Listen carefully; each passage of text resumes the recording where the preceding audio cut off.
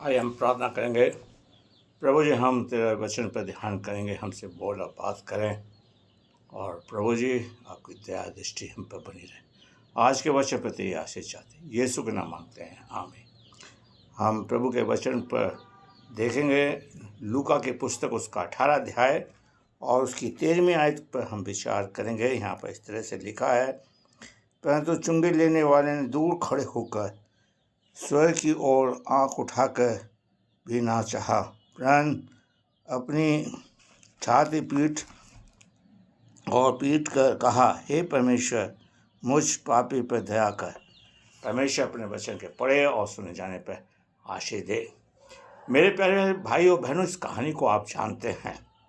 मैं और आप चर्च में जाते हैं, प्रभु के सम्मुख खड़े होते हैं, आराधना में बैठते हैं, लेकिन मेरा और आपका स्वभाव इस चुंगी लेने वाले के समान नहीं है।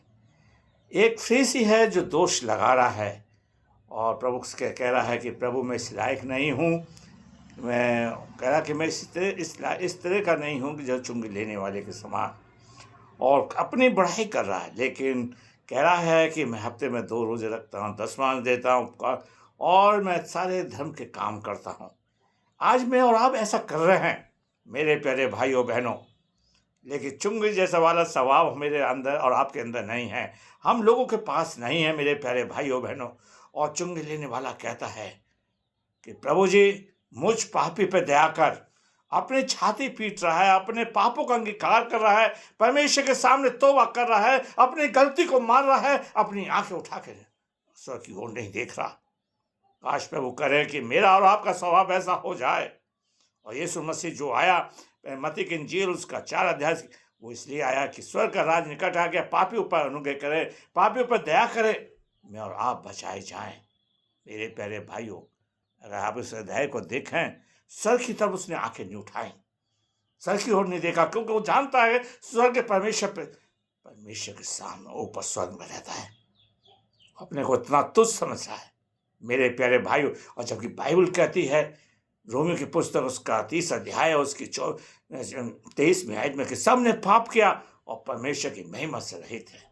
मेरे प्यारे भाइयों, हम अपने पापों का प्रायश्चित करें, हम अपनी गलती को माने कि प्रभु मैंने तेरे विरुद्ध पाप किया। प्रभु ने उसको धर्मी ठहराया, प्रभु ने उसकी प्रार्थना को सुना। प्रभु यीशु के सामने सब दोषी हैं, प्रभु के सामने सब ने पाप किया है और परमेश्वर की महिमा से रहित है। मेरे प्यारे भाइयों बहनों, आज परमेश्वर चाहता है कि मैं और आप अपनी गलती को मान लें, परमेश्वर के सामने अपने पापों का प्रायश्चित कर लें मेरे प्यारे भाइयों बहनों। और हम देखते हैं लूका की पुस्तक उसका 15वां अध्याय की 10वीं आयत लिखा है, जब एक आत्मा मन फिराती है तो स्वर्ग के राज्य में बड़ा आनंद होता है। मेरे प्यारे भाइयों बहनों, हम प्रभु के सामने अपने पापों का प्रायश्चित करें।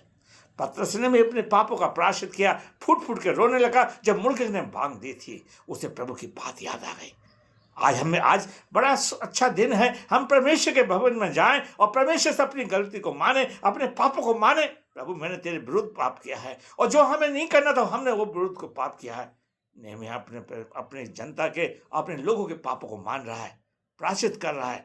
मेरे प्यारे भाइयों बहनों, आइए हम अपने पापों को माने, प्रभु के सामने कहें, प्रभु मैं पापी हूँ, मैं अपनी आंख उठा कर नहीं देख सकता। यीशु मसीह ने झूले के मारे के पापों को क्षमा किया कि तेरे पाप क्षमा, प्रभु आपके पाप क्षमा। प्रभु आपको आशीष दे इस वचन को सुनने के लिए। और प्रभु का आपसे रिक्वेस्ट है कि इस वचन को ज़्यादा से ज़्यादा शेयर करिए, लाइक करिए और सब्सक्राइब करिए। तो प्रभु हमारी मिनिस्ट्री के लिए दुआ करिए। आइए हम प्रार्थना। प्रभु, हमने तेरे वचन को बड़ी कमजोरी के साथ बोया है। प्रभु इस वचन पर तेरी आशीष चाहते हैं। इस प्रभु हम अपने तेरे सम्मुख अपने पापों को मानते हैं प्रभु जी, ताकि आप हमारे पाप क्षमा करें। और यीशु का लहू हमें सब पापों से शुद्ध करता है। हमें चुंगी जैसे वाले जीवन दे दे पिता, ताकि हम भी अपने प्रायश्चित कर सकें। पिताजी, हम प्रार्थना करते हैं कलीसिया के लिए, जो पिताजी और लोग सुनेंगे, उनके परिवार को तू आशीष देना, उनके दुखों को दूर करना, और पिताजी बीमारी को दूर करना, सबको सुरक्षित रखें। यीशु का नाम मांगते हैं।